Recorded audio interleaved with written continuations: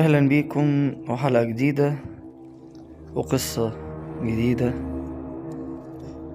في قناتنا زياد يوسف المصري، باب ما وراء الطبيعة.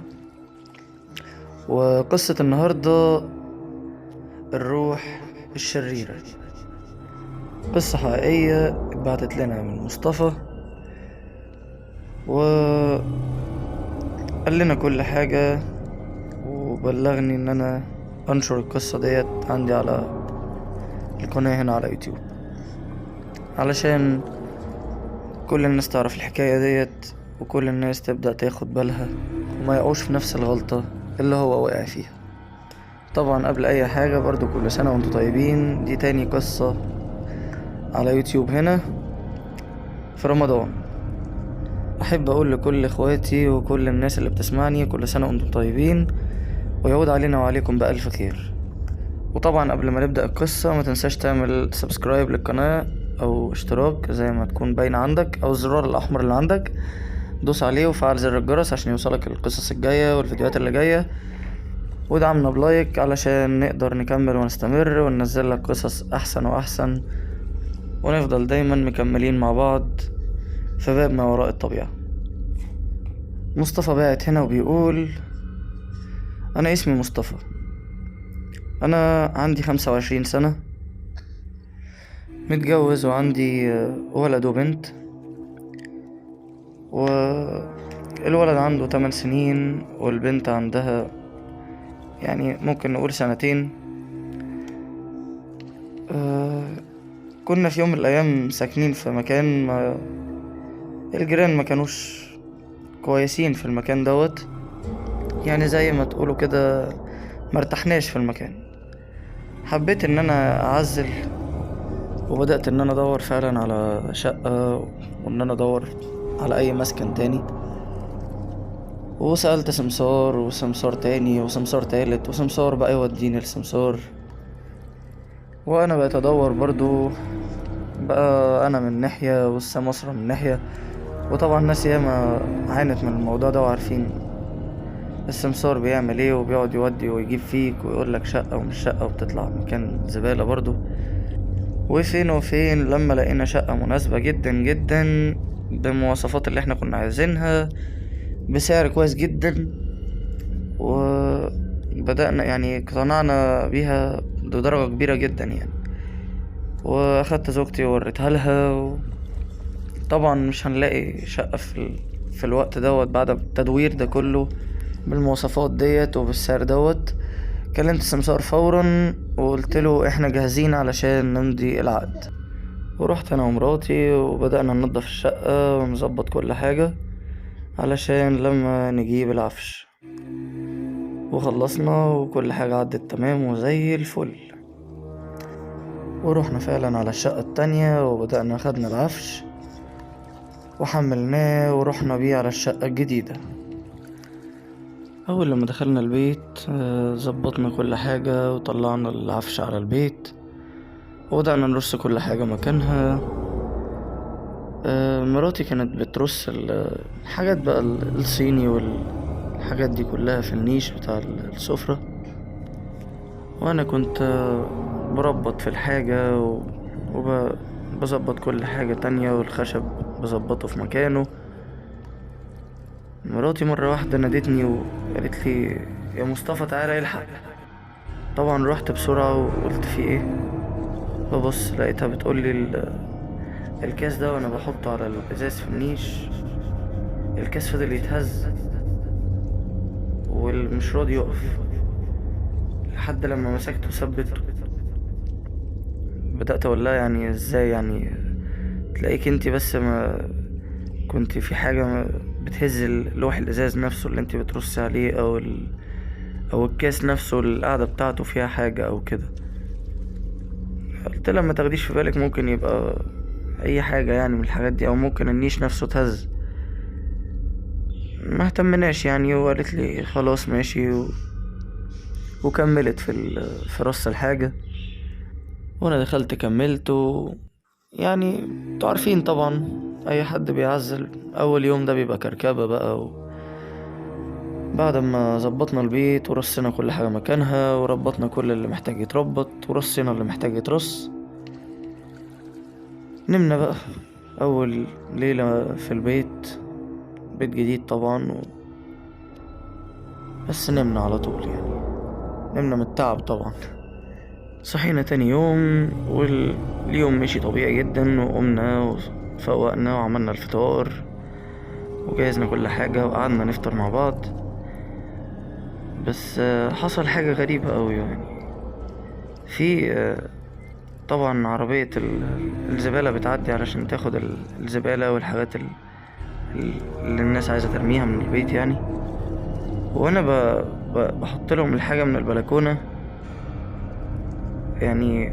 لاحظت ان في ناس كانوا بيتكلموا بطريقة غريبة مع بعض وبيشاوروا كده عليا من غير ما اخد بالي يعني، وبيتكلموا عليا تقريبا كده، بيتكلموا عليا يعني. بس سمعت طرطيش كلام بسيط يعني وانا واقف، لقيت بيقولوا هما سكنوا في الشقة دي ازاي؟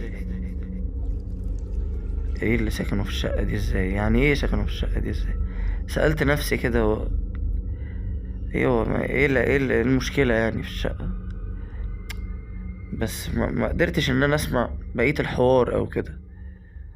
والله انا قلت الناس دي شكلها عايزة تطفشنا ولا ايه، ولا كانوا عايزين الشقة، ولا الناس ياما بقى مشاكل من دي كتير. ما اديتش اي اهتمام الحقيقة ودخلت البيت عادي. وبعد كده طبعا جهزت نفسي ونزلت على الشغل. وانا مراتي كانت بتشتغل الحقيقة برضو، هي كانت مدرسة لغة عربية. كانت بتروح هي على المدرسة وانا كنت بنزل على الشغل. كان ابننا اللي هو عنده 8 سنين، ابننا اسمه سعد كنا بنسيبه في البيت، كان بيبقى قاعد بيستنانا وبيستنى والدته بترجع من المدرسة بدري. كان بيستناها يعني تقريبا 4 ساعات أو 5 ساعات وبترجع له. وأنا كنت برجع بالليل من الشغل.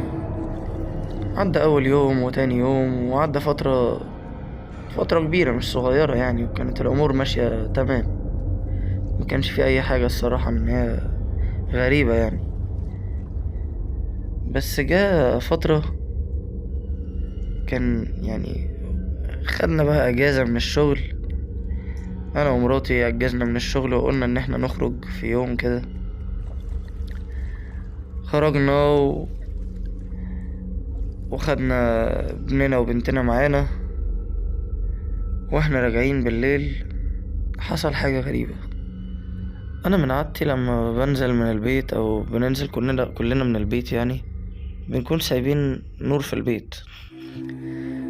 فالغريب ان احنا اول لما وصلنا البيت بفتح الباب، لقيت انوار البيت كلها مضلمة. ايوه، انوار البيت كلها مضلمة. انا فاكر كويس جدا ان انا سايب نور الصالة مولع، وده عادة فيا يعني. بس لقيت كل الانوار مضلمة. والغريب بقى ان في حاجة واحدة بس هي اللي كانت شغالة، التلفزيون. مع اني فاكر كويس جدا ان التلفزيون انا طفيه قبل ما انزل وشغال على اغاني. بدأت ان انا اول ما دخلت ولعت الانوار، طفيت التلفزيون، وعمال بدور وبفكر لأي تفسير منطقي للي حصل. يعني ممكن يعني سألت مراتي قلت لها هو انت شغلتي التلفزيون او كنت بتسمعي حاجة، او طفيتي النور وانت نازلة ونسيتي؟ لكن هي برضو مش عارفة اي حاجة من دي. بتقولي لا، انت اخر واحد كنت انت اللي مولع الانوار، والتلفزيون كان مطفي مكانش شغال. برضه عديت الموضوع وما اهتمناش، وقلنا ماشي، ممكن يكون حد نسى او ممكن يكون ابننا مثلا كان بيلعب في حاجة. ودخلنا نمنا وعدى اليوم طبيعي. بس التساؤلات في دماغي برضو مش قادر الاقي اي تفسير. الليلة اللي بعدها كنت انا في الشغل، ومراتي برضو راحت شغلها. زي ما فهمتكم هي بترجع بتقعد كام ساعة بالظبط في المدرسة وبترجع. ونفس الكلام برضو، قاعدة مع ابني وبنتي في البيت وانا في الشغل. اليوم ده انا رجعت من الشغل، اقسم لكم انا حسيت ان انا قلبي نط من جسمي وخرج من المنظر اللي انا شفته. تخيل كده معايا وانت راجع من شغلك وراجع على بيتك، ترجع تلاقي ابنك اللي عنده 8 سنين هيقع من شباك البيت، ونص جسمه بره ونص جسمه جوه. مش لاقي اي رد طبعا.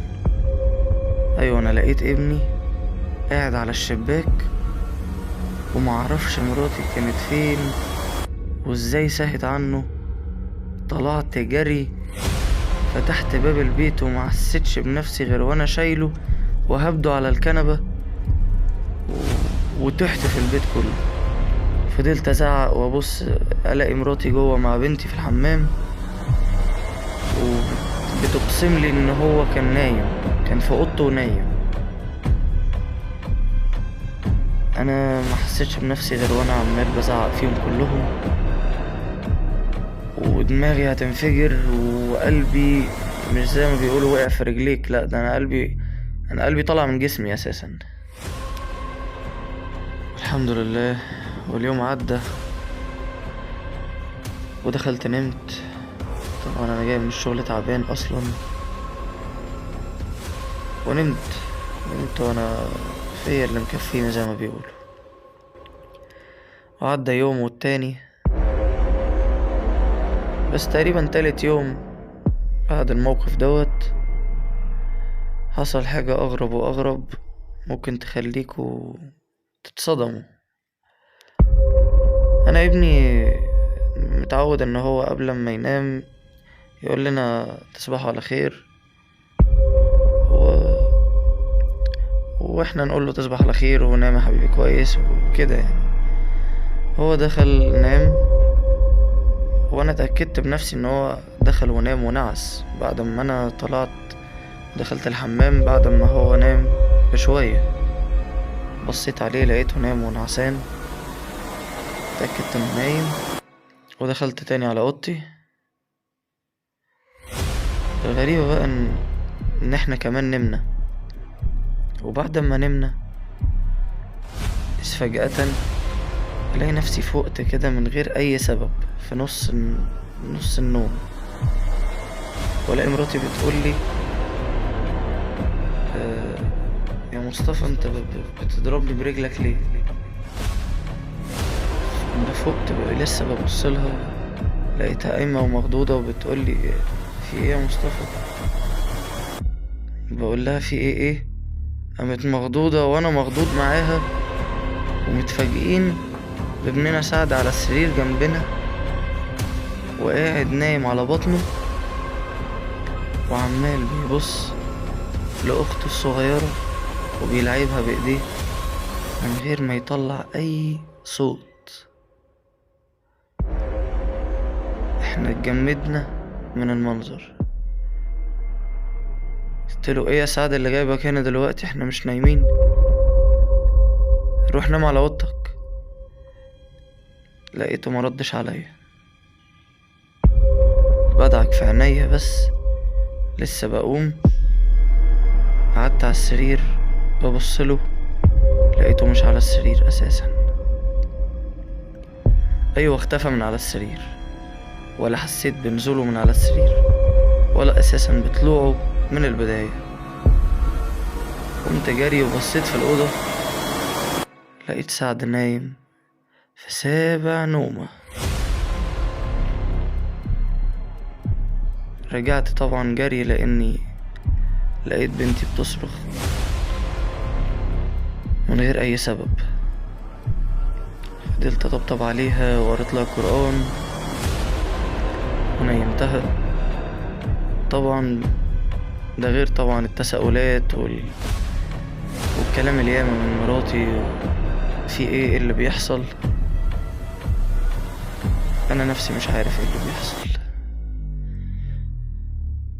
اما الموقف ده حصل ونمنا، تاني يوم على طول مراتي طبعا ما بقتش فاهمة اي حاجة من اللي بيحصل، وحاسة ان انا مخبي عليها حاجة، مع اني انا اقسم بالله زيها. بس بدأت تعاملني بطريقة غريبة جدا، حتى اسلوبها في الكلام بدأ صوتها يبقى عالي عليا، وبدأت طريقتها تبقى غريبة. الغريب بقى هنا ان انا نفسي ما كنتش عارف ازاي بتعامل معاها كده. انا كمان بقيت بتعامل بطريقة غريبة جدا، ومن غير اي مبررات بقيت بمد ايدي عليها. وانا على فكرة عمري ما مديت ايدي على مراتي، فغريب جدا ان انا بدون اي مقدمات ومن غير اي عتاب ولا مناقشات ان انا امد ايدي عليها على طول كده. وبدأت هي صوتها بقى يعلى اكتر، وبدأ ان احنا نتخانق وبقينا نمسك في بعض، ولدرجة ان احنا بقينا نحدف بعض بعفش البيت. ايوه بجد بقينا نحدف بعض بالحاجات اللي في البيت عندنا وبالتحف اللي في البيت ونكسر بيتنا.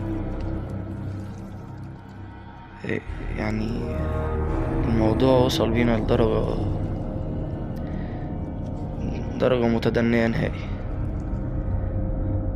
وبدأت ان انا اسيب البيت وبدأت ان انا ارجع تاني واسيب البيت وارجع تاني. الموضوع زاد عن حده جدا. واحدة واحدة بدأنا نتصالح ونرجع تاني، نحاول ننسى. بس كل ما كنا بنحاول ننسى وبنحاول نرجع كل حاجة تاني، الموضوع يزيد عن حده أكتر، ومشكلة تانية تكبر الموضوع أكتر وأكتر، ويرجع أكتر من الأول. زي ما يكون معمول لنا عمل إن احنا ما نكملش مع بعض. مع إني هرجع وأقول لكم إن أنا ومراتي كنا عايشين سعداء جدا، وعمري ما مديت ايدي عليها ولا عمرها هي صوتها عالي عليا. لحد ما في يوم واحنا نايمين، وانا بتقلب على السرير ببص في وش مراتي، كانت نايمة. الاقيها مرة واحدة برقت لي على الاخر، وبتبتسم لي ابتسامة كلها خبث ورعب، لدرجة ان انا اتجمدت مكاني، حتى لساني اتجمد. انت متخيل معايا تكون نايم على السرير، مراتك اللي جنبك بتبصلها عينيها مبرقة على الاخر، تبتسم لك ابتسامة كلها خبث، لدرجة ان انت خايف من مراتك وخايف ان انت حتى تتنفس. المشكلة اني بعد المشهد ده فقت من النوم مرة واحدة، والاقي ان كل دوت كان كابوس. بس انا كنت متأكد ان انا ما نمتش، ما كانش كابوس. ازاي فقت؟ ازاي صحيت من النوم؟ انا دماغي خلاص قربت اتجنن، مش لاقي اي تفسير من اللي بيحصل، بجد مش لاقي اي تفسير. قمت من النوم تاني يوم بعد الليلة دي، مراتي دخلت المطبخ بتحضر لي الفطار كالعادة، وانا في الصالة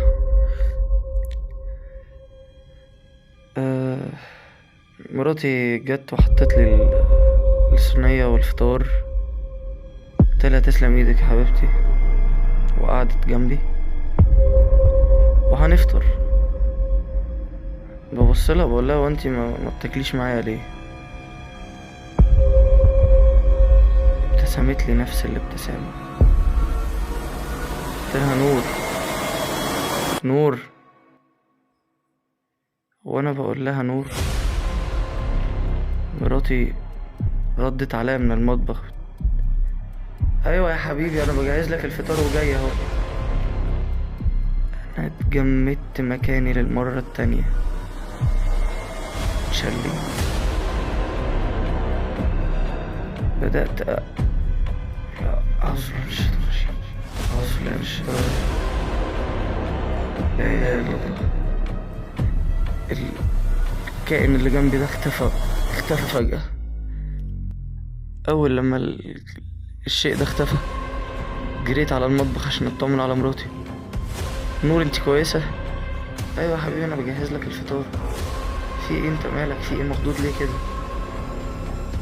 طبعا عمري ما هقول لها على اللي انا بشوفه دوت، لاني متأكد ان انا لو حكيت لها حاجة واحدة من اللي حصلت معايا مش هتقدر تغمض عينيها ولا تعيش لحظة واحدة. ما بقاش عليا غير ان انا اتحمل كل ده لوحدي. نزلت على الشغل، بس انا نسيت اقول لكم حاجة.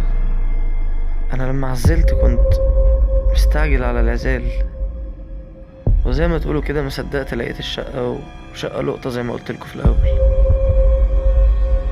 بس للاسف نسيت ان انا اسأل عليها، ادور في مكان كده حوالين منها واسأل الجيران واسأل الناس اللي حواليا عن البيت.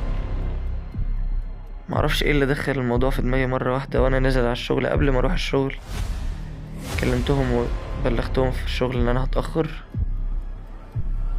وبدأت ان انا اسأل الجيران واسأل المحلات اللي جنب البيت.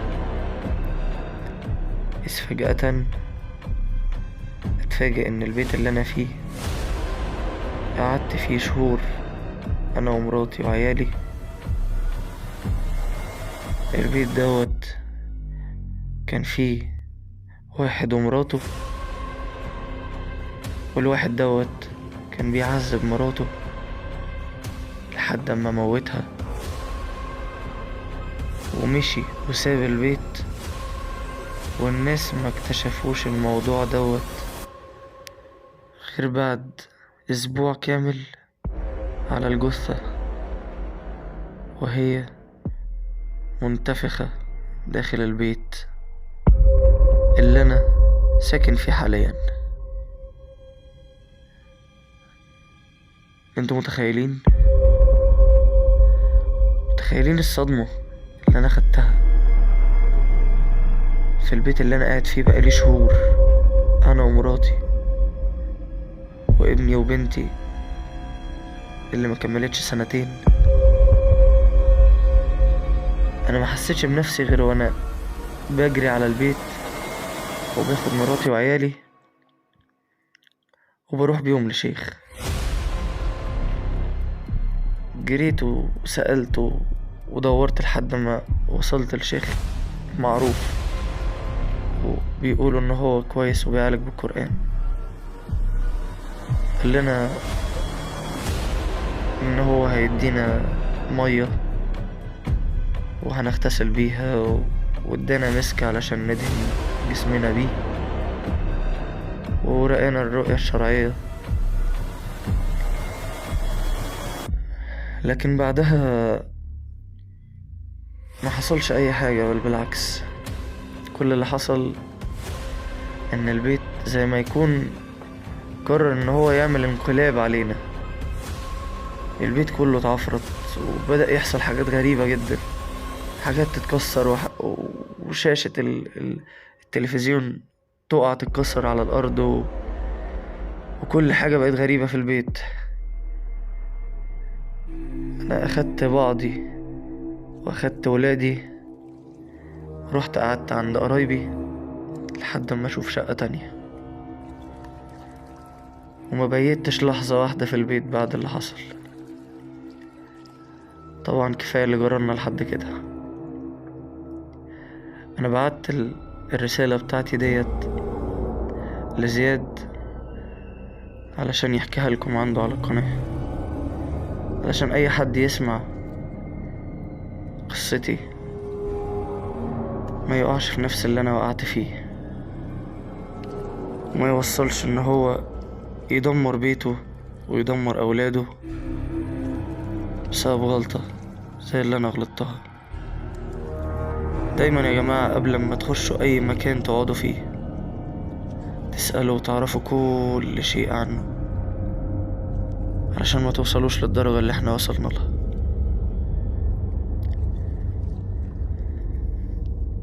ودي كانت رسالة مصطفى اللي بعتها لنا علشان نحكي قصته عندنا هنا. واتمنى تكونوا استفدتوا من القصة، وتكون القصة عجبتكم. بس قبل ما تكون عجبتكم تكونوا زي ما فهمتكم، تكونوا استفدتوا منها، ومحدش يقع في نفس الغلطة اللي وقع فيها مصطفى. وربنا ان شاء الله يوفقه ويبقى جنبه هو واولاده. طبعا ما تنسوش تعملوا اشتراك في القناة وتفعلوا زر الجرس زي ما اتفقنا.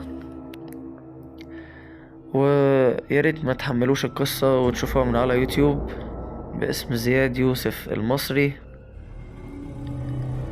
واعمل لايك عشان تشجعنا ان احنا ننزل قصص اكتر. ولو عندك قصة برضو عايز تشاركنا ابعت لنا على الواتساب في description في صندوق الوصف. وكل سنة وانتم طيبين، تصبحوا على ألف خير.